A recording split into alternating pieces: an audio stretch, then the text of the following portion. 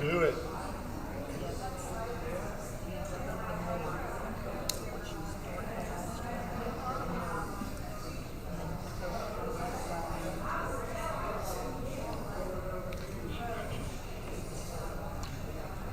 This is for all the mamas in heart, daddies who are mamas. It's from Minnie's boys, Mama a Rainbow.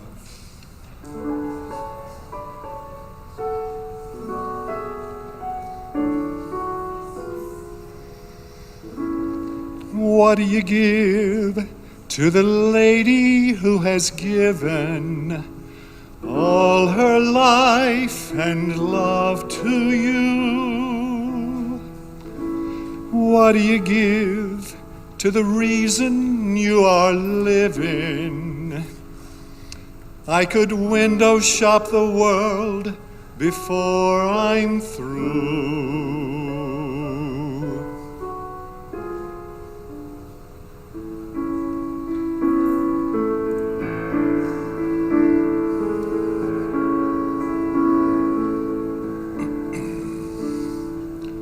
Mama, a rainbow, Mama, a sunrise, Mama, the moon to wear. That's not good enough, no, not good enough, not for Mama. Mama, a palace, diamonds like doorknobs, mountains of gold to spare. That's not rich enough, no, not rich enough, not for Mama. Mama, a lifetime crowded with laughter. That's not long enough, not half long enough. What can I give you that I can give you? What will your present be?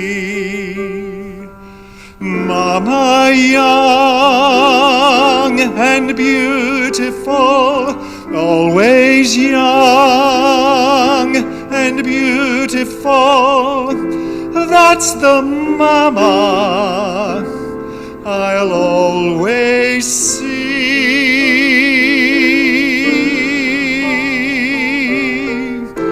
That's for Mama, with love from me.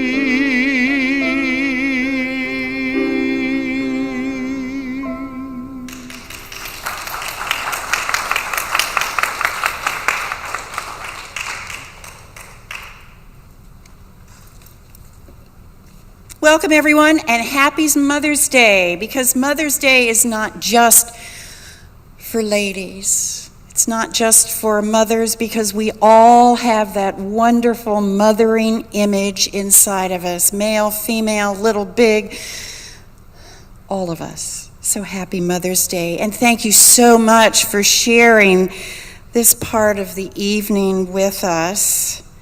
Special thanks to everyone who has something to do with this service. We're going to meet these folks throughout the service. Special thanks to Marion Dannert, who helped with our swaddling cloth, which later on in the service we're going to be wrapped in together. Yeah, it's hard to believe, isn't it? We're going to wrap this circle. Woohoo! As well, I want to offer a special thanks to our musician this evening, Al. And it is particularly special to have him with us this evening. We know that the many months before this have been filled with a gamut of emotions as you have journeyed with Amanda, his daughter, being his youngest, and he has journeyed with her on a pilgrimage to her new life. In our own way, our star way, Al introduced us to Amanda because many of us never met Amanda, but throughout the 25 years, we had snippets of Amanda and Amanda's doings. So many of us knew her from the stories that Al shared with us. Al.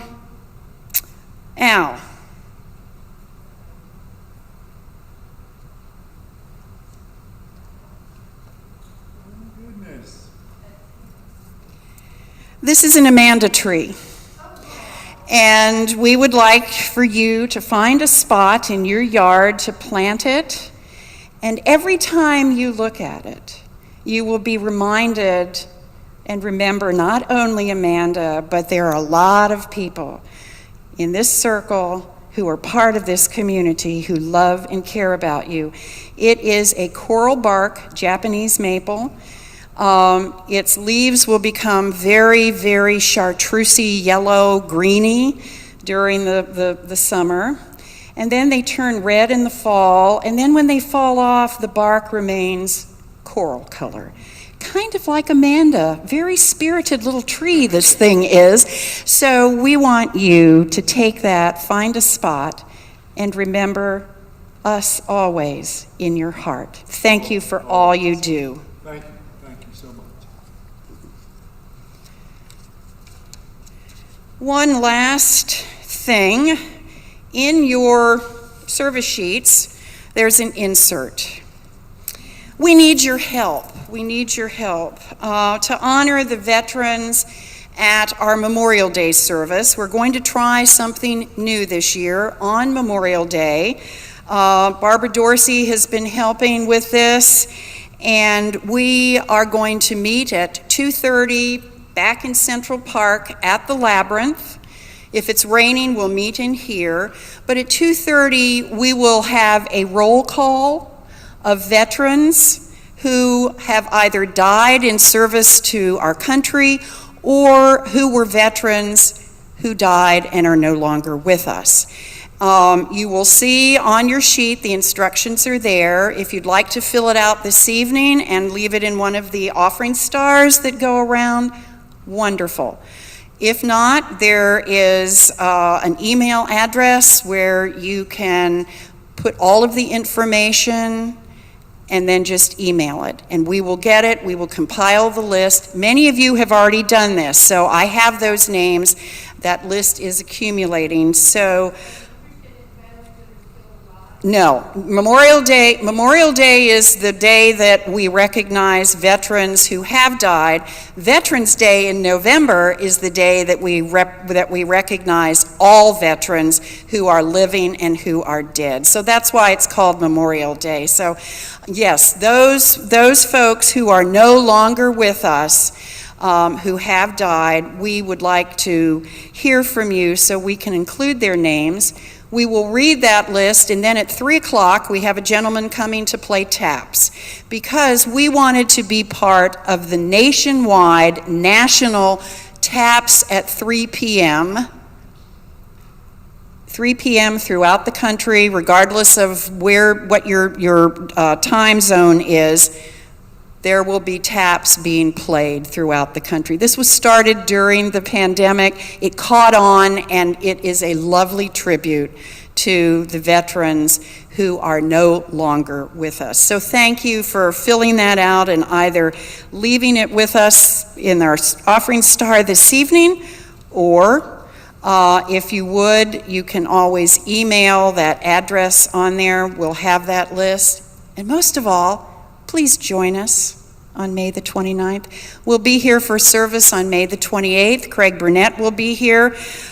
He will be talking about the homeless shelter for veterans.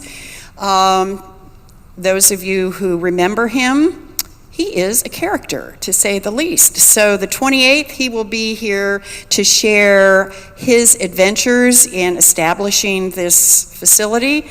And then on the 29th at 2:30, we'll gather either in the park or in here, and we will honor all of those individuals who are no longer with us, but who gave their lives in such good order and goodwill for this country.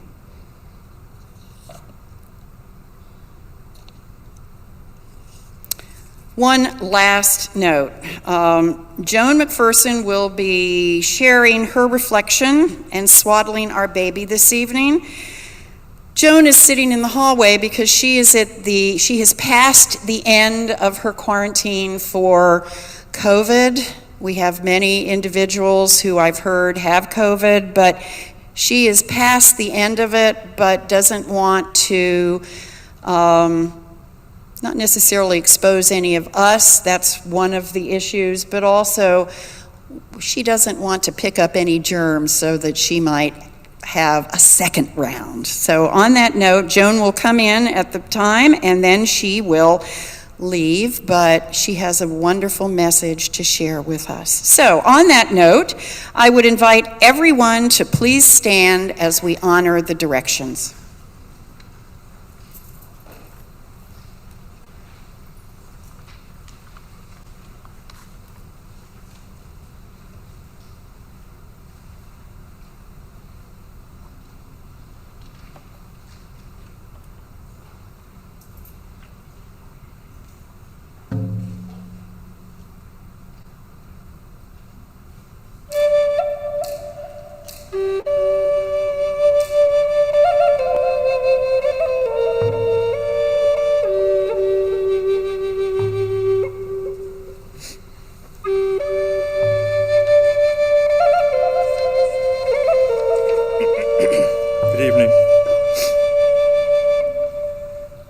Every midwife in the village knows that not until a mother's womb softens from the pain of labor will the way unfold and the infant find the opening to be born. Oh friend, there is a treasure in your heart. It is heavy with child. Listen, all the awakened ones, like trusted midwives, are saying, welcome this pain. It opens the dark passage of grace. In this most sacred of traditions, we honor and welcome the four directions of our great mother, the earth, to remind us that we are born from the great love of the feminine. We invoke Wankan Tonka, the great spirit, the great holy, who has been the nursemaid to every living and non-living atom in the universe. She fills the great void with love and has made a star, our brother, to provide light for life to be present. We live because she lives. We burn sweet grass and sage to invite the feminine, and we welcome her healing. We hear our mother's heartbeat as we listen to the steady rhythmic beat of the buffalo drum. We are reminded that this is our heartbeat also. The sweet and haunting notes of the flute remind us that we are all meant to be mothers of God, for God is always needing to be born. Facing to the east,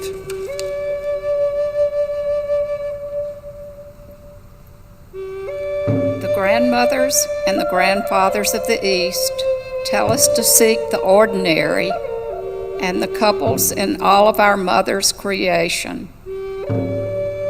To know that we are both, our world will be transformed. Altogether, 4 billion years ago, our great mother was molten rock. Now she sings opera. She is exceptionally patient with us. Facing south,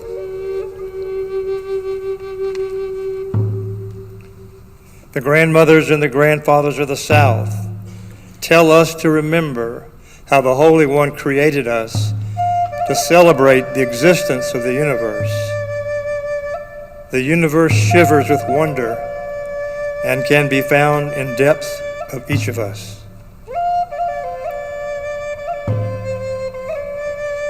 Altogether, 4 billion years ago, our great mother was molten rock. Now she sings opera. She is exceptionally patient with us. A quarter turn to the right, facing to the west.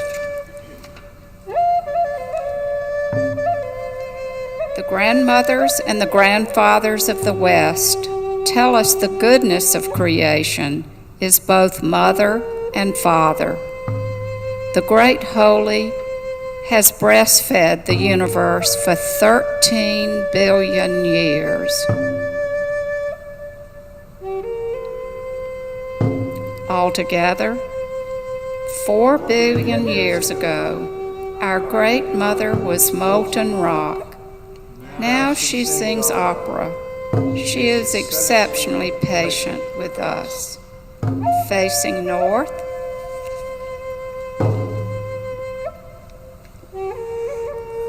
The grandmothers and the grandfathers of the North want us to know the Great Mother is offering forth the untapped power of the feminine. This is the age of women. The universe demands it.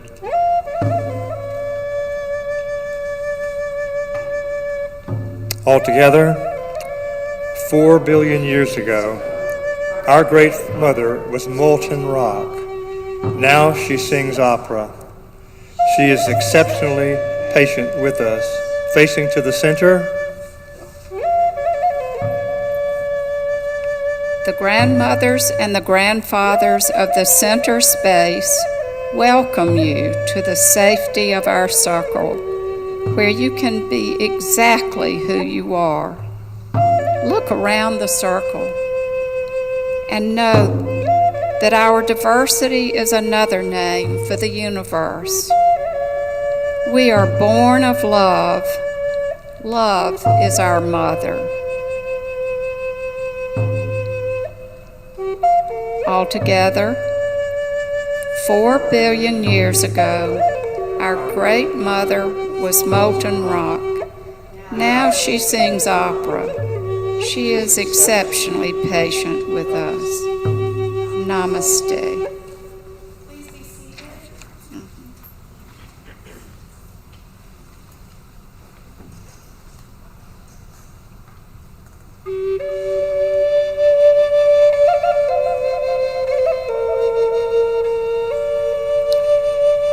Hear these holy words from poet and sage Rumi. We are born of love. Love is our mother.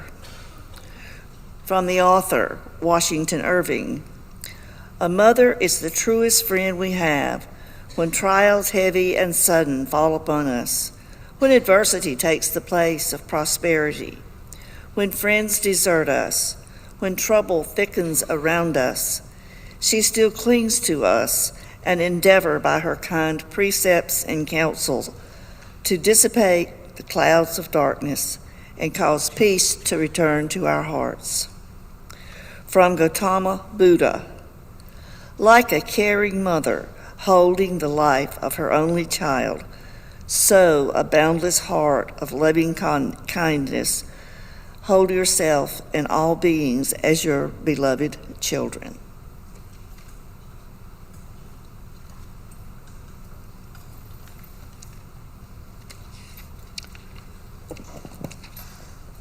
Each lullaby is going to be from my favorite place anywhere, Walt Disney World. The first one is from Disney's Dumbo, Baby Mine. Baby mine, don't you cry.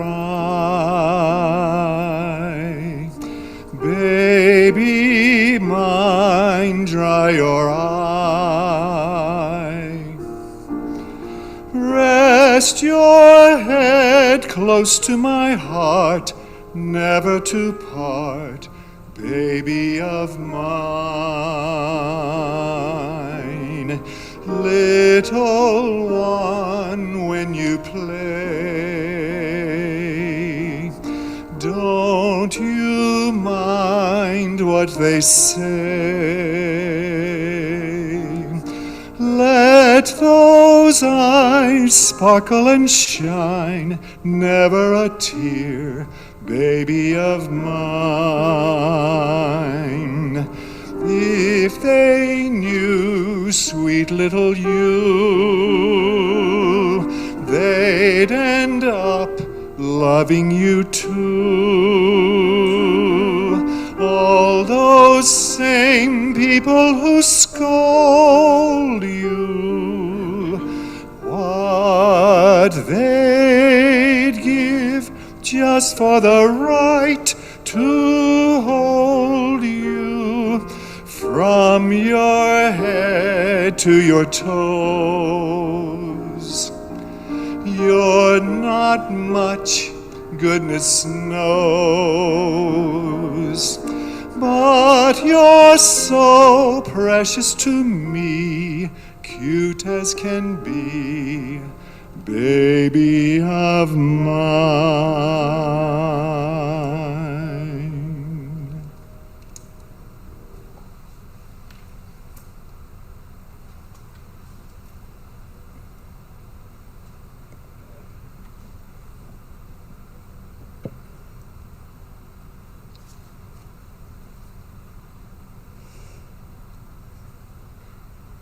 Happy Mother's Day. And I mean happy Mother's Day to every single person sitting in this circle. Can you all hear me? Okay. Every single one of you. The qualities that we find in a mother are the qualities that I have found for 25 years in people that I love and who have loved me, who have supported me, who have given me a place to belong when I don't fit a lot of places. I'm a little strange in the things I believe, but I love from my heart, and every one of you, Jinx, we love from our heart, don't we? And that is the quality that is the most important in being a mother. And it's not found sometimes in a mother who gives birth to a baby, very unfortunately, probably because their mother didn't have that quality. But it is very important for me on Mother's Day to recognize that all of you in this circle have been that for me. You have swaddled me, you have held me, you have supported me when I've gone through difficult times. I have felt free to stand up and say, you know, I need prayers. My son-in-law is really sick. And I could walk the labyrinth here that Sue has spent so much time and energy putting up that I don't really understand a labyrinth. But I understood it one year as I walked it, and Evan was in the midst of being so ill. And I thought, this is the way my life has to be. One step, one step, one step. And not just when someone we love is sick. Actually, I think that's the way we need to experience life, period. So when there's no reason in the world, I'm not very well prepared tonight, as least prepared as I could ever be. And yet, my whole life has been in preparing for the things that I want to know in my heart. And the stuff about swaddling, I know in my heart now. And the stuff about attachment, I know in my heart now. So it doesn't come from a head knowing, although it began that way. It is a heart knowing now. And all of you have that same quality. So, after that disclaimer, I'm going to go back a long time in the beginning of my teaching years. I had the privilege of having teenagers who seemed to enjoy learning this sex education part. They felt free to ask questions, but they also enjoyed the parenting part because we talked about their lives and their parents. And so it became very real. And I started teaching in the 80s, and I know I taught for 23 years everything I wanted to know. It's just wonderful how that works out. You think you're the teacher? Oh, I had 5 classes a day of teenage girls and boys who became my teachers. And early in my teaching career, a video, back when you took the old video and you stuck it in a video recorder and you watched something, well, a video came across a magazine that I could order. And it was a video that had to do with the experiments that this man named Dr. Harry, the Hargrove, the research scientist, had done on monkeys. And I ordered it and was absolutely overwhelmed with what I saw. Back in the 50s and 60s, there had been very little research in this area. And he was doing some research with monkeys that ultimately he changed the purpose of his research. He started out with one thing, but he had to, when the mother monkey gave birth to the baby, he took all the babies out of their cages and removed them from their mothers and put them in another cage where they did not have contact with their mothers. And somehow they videotaped those experiments. I mean, this is pretty amazing when it was back in the 50s and 60s, but they did. And what he began to observe was not what the research was about at all. What he began to observe was what was happening to these baby monkeys when they had been removed from their mothers. And it was heartbreaking. It was absolutely heartbreaking. They went into the corners. They started self-mutilating. They did like this. They had no behavior that was normal behavior. And so he changed the whole focus of his research, and that's what they began to observe. And as they observed this, what had always been believed is that the reason a baby attached to its mother was because the mother fed the baby. But what they began to observe in this research was that was not the case at all.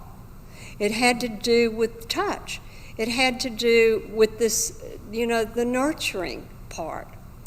So he put into these cages with the mother monkeys a wire form, nothing on it but just a piece of wire rolled up in a form, to say, okay, well, if something else is in that cage with the monkey, what would the monkey do? Well, the behavior of the monkey was it was heartbreaking, really. Just this total antisocial behavior, not connecting to anything, fighting if they put another monkey in the cage, and the wire form didn't do anything. So in some of the cages, they put wire forms, but they covered them with foam and then put terry cloth around it, so it was a little bit softer. And what they found in those cages, those monkeys would cling to that form some. And in the wire one, with just the wire, they would go get their food out here, but they never went back and clung to that wire form. There was nothing about that was like their mother. And obviously the one with the terry cloth was closer. And what they began then to establish was the critical importance of human touch and contact, attachment. And today, Today, that is well known, the attachment theory. I mean, lots and lots and lots have been written about that. But he was the original researcher who came up with the research that began to make us aware of how important that was. A few years ago, I showed that video in class, and students were as alarmed as I was. Then, a few years later, another video came through a magazine, and I ordered it. And in this magazine, this probably could never be done today, but it was done back in the early 80s. There must have been a research hospital in some part of the United States, and this man and woman, husband and wife, brought their baby in. And the baby was about 18 months old, should have been sitting, should have been probably crawling by that point. And the baby couldn't even sit up. And the weight of that baby was not much over its birth weight. And I don't even know, well, I guess they were alarmed. The baby wasn't growing, the baby wasn't gaining weight, and I don't know how it came about that this baby went into what must have been a research hospital. But they took the parents into this room, just a vacant room with 2 chairs, with the baby, and they gave the mother a bottle to feed her baby, and they walked out of the room. But they videotaped what they were observing through a glass window in the door. Now, again, today, that would never be okay, but it was back in the 80s. What they observed is that this mother, if I were sitting, I could show you, but I can tell you, this mother held her baby. The baby had on a little romper of some kind, very small, and she put her baby out on her legs on her lap, as far away from her body as she could possibly get. And she was to feed. We were observing her. We were observing her as she was feeding this baby to see what she did. Well, her baby's laying out on her lap. I mean, I don't know why the baby didn't roll off, except the baby didn't move a lot. And I guess she hardly had a hand on the baby at all. But she took the bottle. I'll put the baby over here. She took the bottle, and the baby's laying on her knees way out, and she starts to lower it toward the mouth of the baby. And the baby reaches out to grasp hold of it, and she jerks it back. And so she laughs. She thinks she's teasing the baby is what she's doing. So she does it again, and she takes the bottle and she heads toward the baby's mouth. The baby reaches up to get it, and she jerks it back again. And she laughs again. It was horrifying to watch. By about the 4th time of doing the same thing, this time the baby started to cry.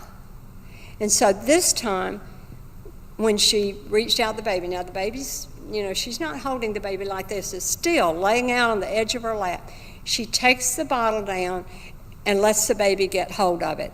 As soon as the baby grasps the baby takes the bottle in its hand, puts it in his mouth. She's not holding it. The baby's holding his own bottle.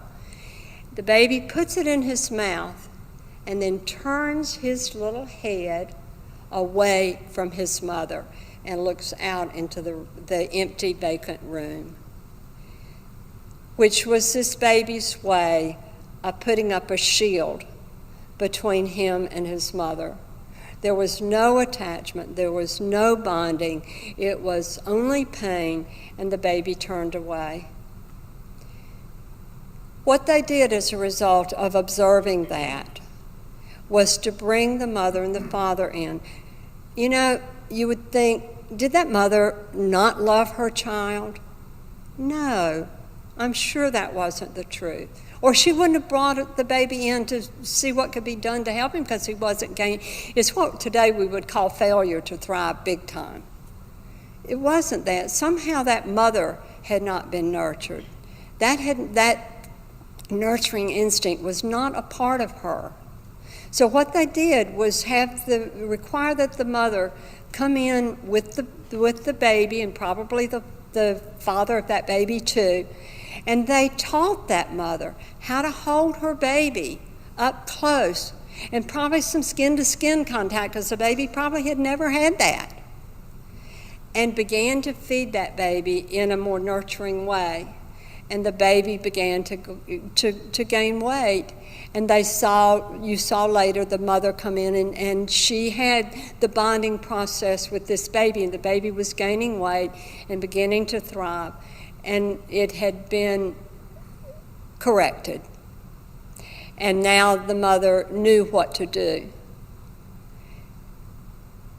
That was heartbreaking. That was absolutely heartbreaking. But what we know today is this attachment. It's almost more than food. If that baby would have died, that baby would have starved if something hadn't intervened and helped that mother to teach her. I remember the year I had seen that video. That summer I was sitting at the pool over at Camelot with a neighbor, and she began to tell me a story about her daughter. Her daughter at that point was a teenager, and I knew her. I had taught her daughter, actually. And she began to tell me this story about when the daughter's name was Leslie, when she was a baby. She never understood what she was telling me, but I fully understood what she was telling me because I had seen all those videotapes that year.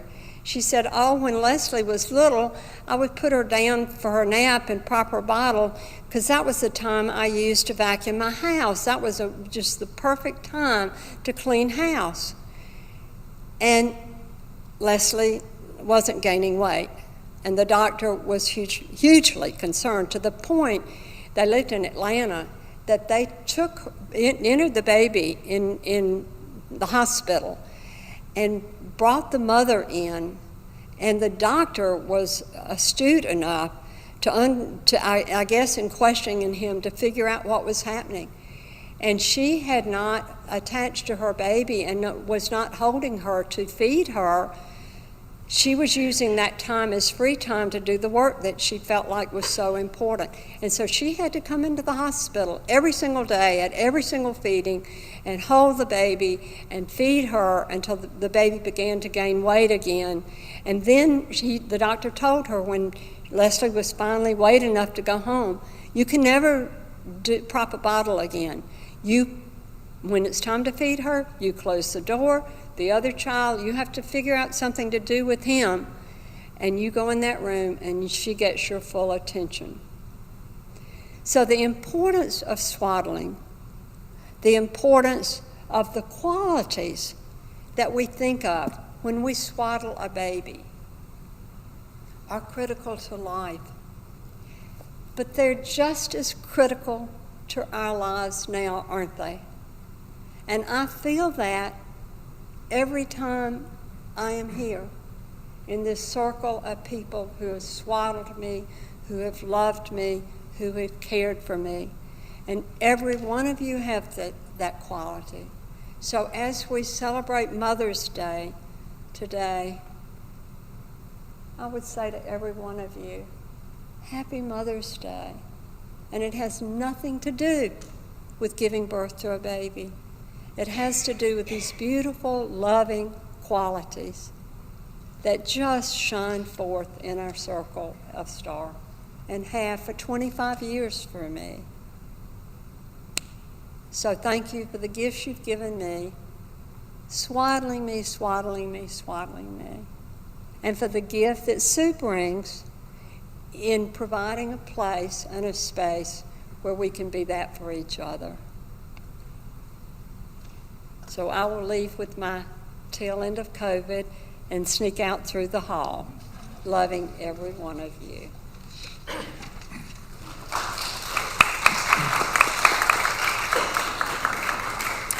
Okay, the next Disney lullaby from Peter Pan, Your Mother and Mine. The angel voice that bids you good night kisses your cheek, whispers sleep tight. Your mother mother and mine. Your mother and mine. The helping hand that guides you along, whether you're right, whether you're wrong. Your mother and mine. Your mother and mine. What makes mothers all that they are? Might as well ask, what makes a star? Ask your heart to tell you her worth. Your heart must say, heaven on earth. Another word for divine. Your mother and mine.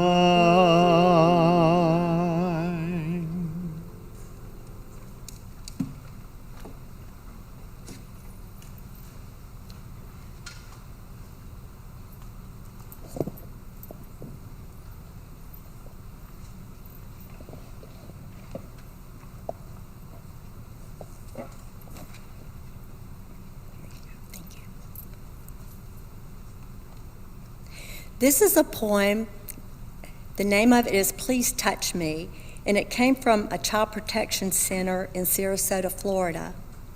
I am your baby. Please touch me, not just when you feed me and diaper me, but stroke my legs, my arms, my back, my head. Hold me close in tenderness that says, I love you. I am your teenager. Please touch me. I need to feel a fond love coming through your hands, your arms. I need to see it in your eyes, hear it in your voice. Even when we disagree, some of me is still a child. Please touch me. I am grown with a family of my own. Please put your arms around me, Mother, Father. When my heart aches with heartaches you have known, now I am a parent. When you embrace your grandchildren, don't forget me. I am your aging parent. Please touch me the way a mother did when I was young. My hair is coarse and gray, but please stroke it. My hand is withered, but hold it. Embrace my tired body. I need your strength. Please touch me. And this is The Power of Touch by Anthony Theodore. We do not value the power of touch. The feeling of love that you convey through a loving touch is marvelous and beyond measure. A smile, a kind word, a listening ear, the smallest act of caring, a wink, a gesture, have the great potential to fill a sad and lonely heart with joy. Such an act is heavenly. Thank you.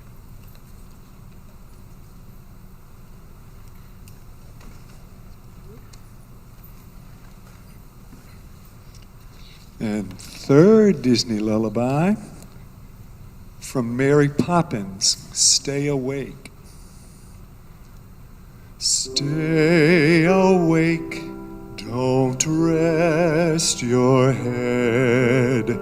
Don't lie down upon your bed while the moon drifts in the skies. Stay awake, don't close your eyes.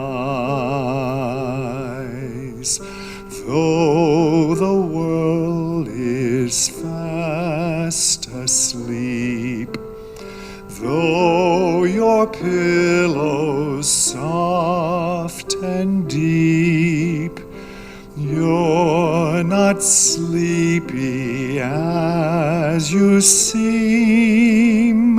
Stay awake, don't nod bud and dream.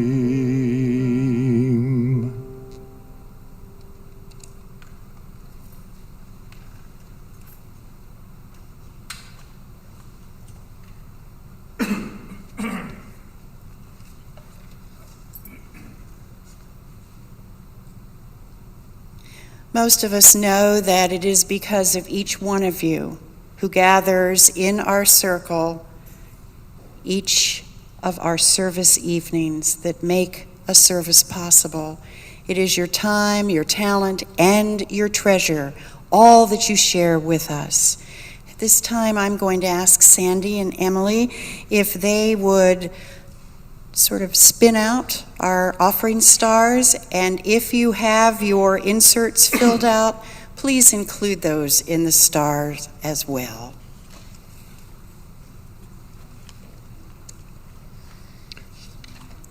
This time, for the lullaby, it's not necessarily the Disney version of Winnie the Pooh. This is from Milne's When We Were Very Young. It's called Christopher Robin is Saying His Prayers.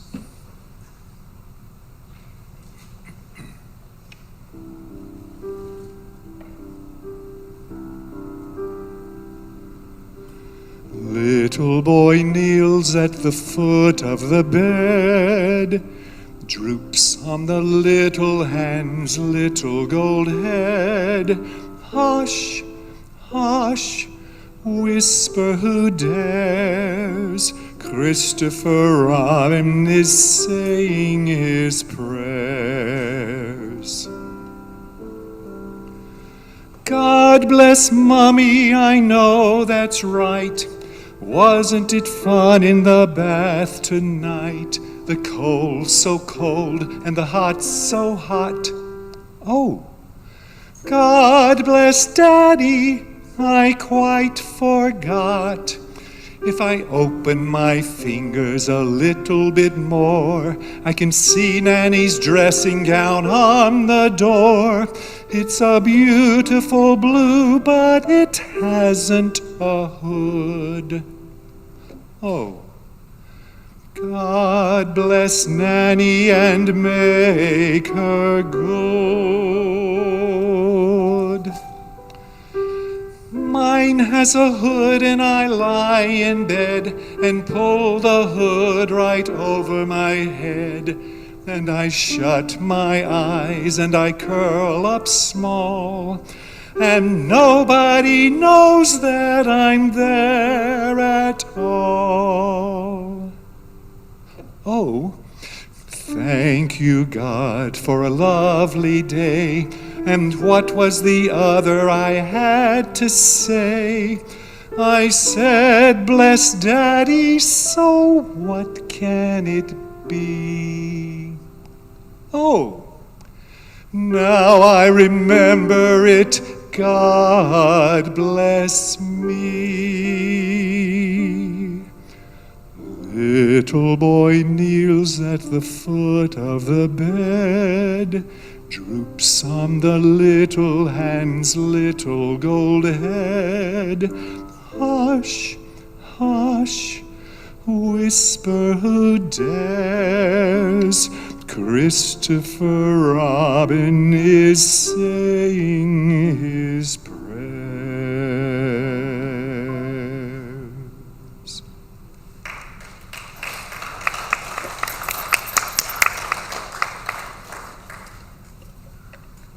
Thank you, Al. They were all more than beautiful, more than beautiful. There are a lot of explanations about the origin and the meaning of swaddling cloths, but one of my favorites has to do with the ancient Jewish tradition shared by the bride and the groom. While the groom is building their new home, the bride's preparations included embroidery of the swaddling bands that would cover their hands as they shared their wedding commitments, their marriage commitments, under the wedding canopy. Later, these same bands would be used to swaddle their children. Now, we know from the Christmas story that swaddling was an important part of Mary and Joseph's time together, the birth of the baby in that manger scene.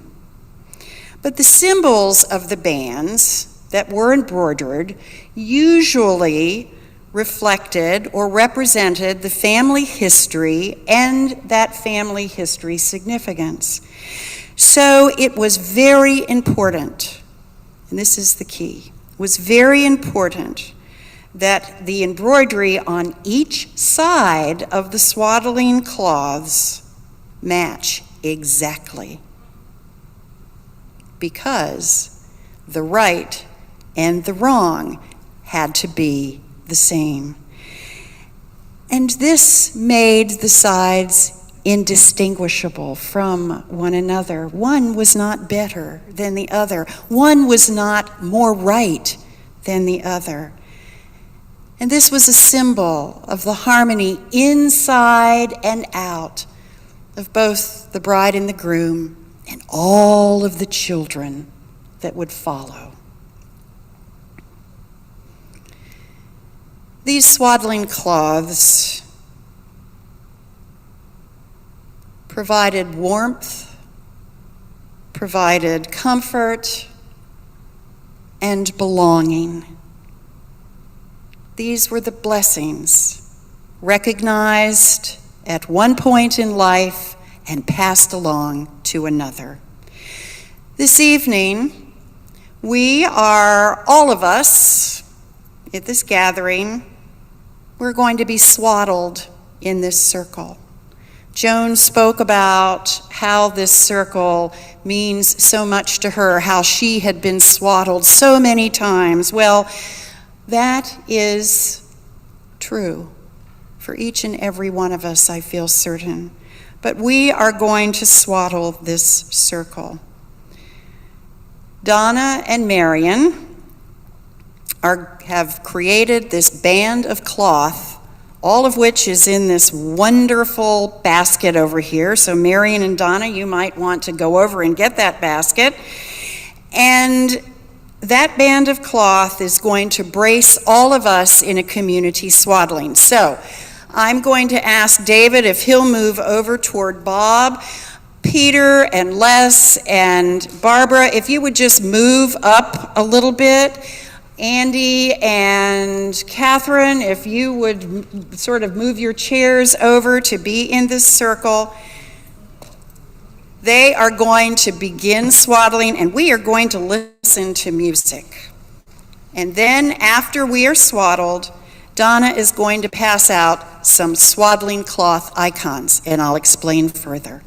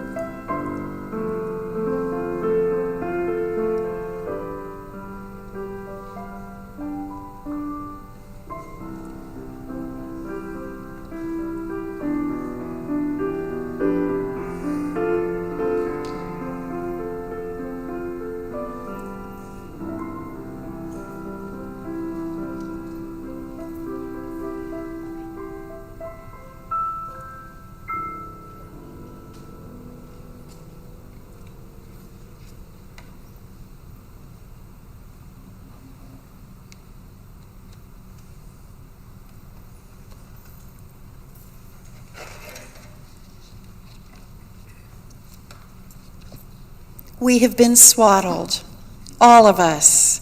We have been touched. There's an attachment.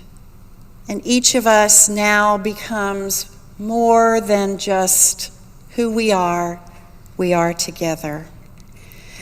Each of you received one of these wonderful little cards. It's an announcement card, has a description on the front and a blank space on the back.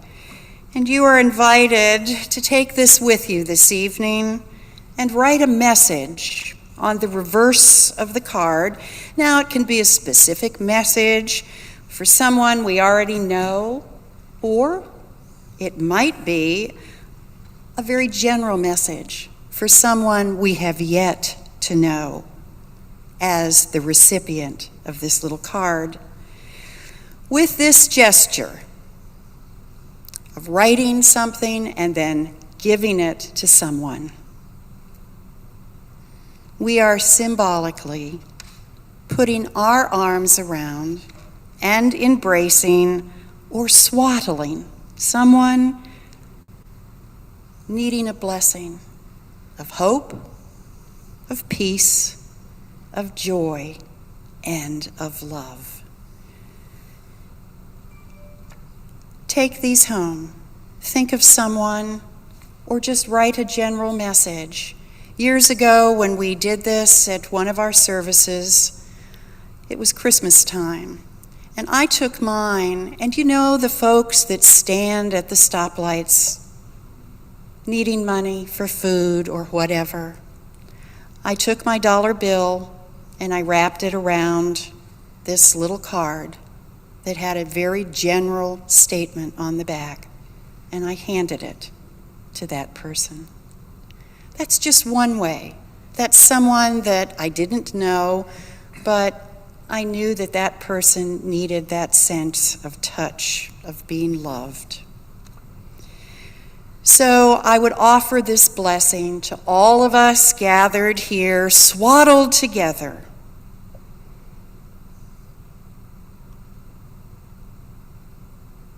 May we recognize this connecting, our togetherness, this swaddled oneness as a heavenly hug, and may we be blessed. And in turn, may we share a heavenly hug with someone we know or do not know just yet, one whom we wish to swaddle with these little cards and a kind word or two, passing along words of goodwill, encircling them with arms, our arms, filled with hope, love, peace, and joy. The blessing of being swaddled. Now we are blessed to in turn bless. Amen. We're going to let you just sit for a moment before we break out into refreshments, and Sandra has a gorgeous table with lots of tasty tidbits. We're going to sit for a moment and listen to the benediction that Al has for us. At last Saturday's celebration of Amanda's life, my daughter Elizabeth mentioned a song that's been very important to our family, and the message fits wherever groups of people are together, people who love each other.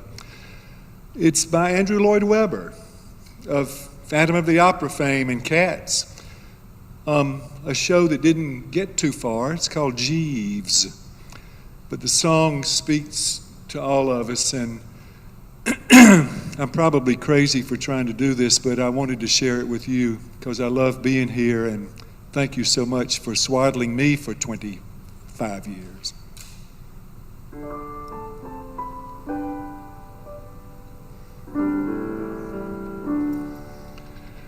Half a moment we are together.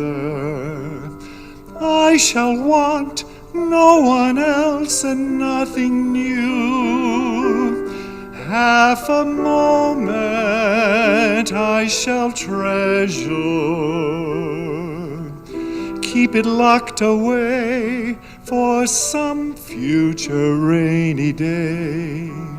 Should you leave me with just this moment, in my mind I shall capture it anew, like some picture taken in my childhood. Half a moment spent with you.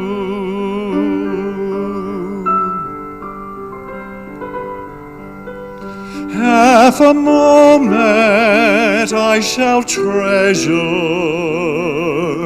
keep it locked away for some future rainy day.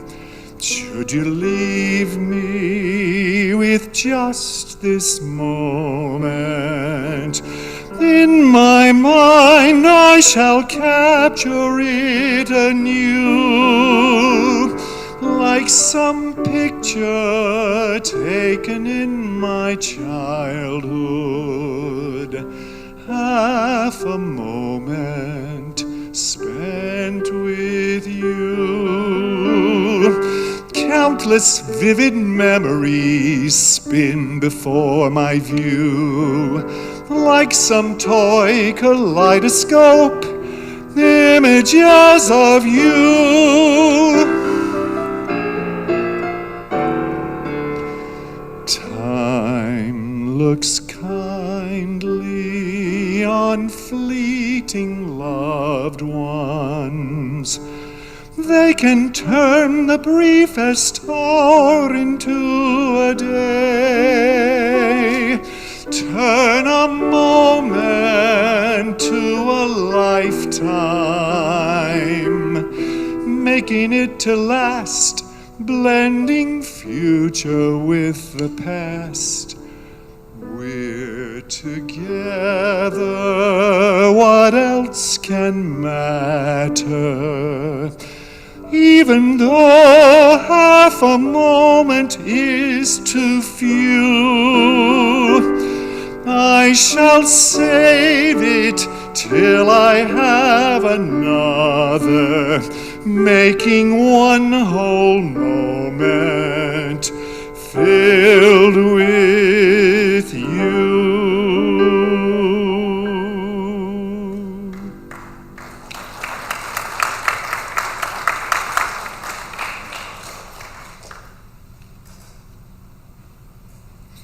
I invite everyone just to unwind and leave on your seat your fabric, your swaddling cloth, and to come to the back and join us in a Mother's Day evening tea. Thank you all so much, and I look forward to seeing you in 2 weeks. Amen.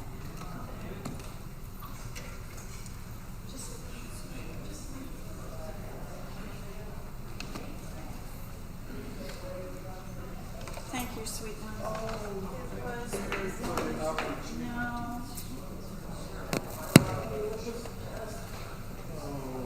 It was like therapy.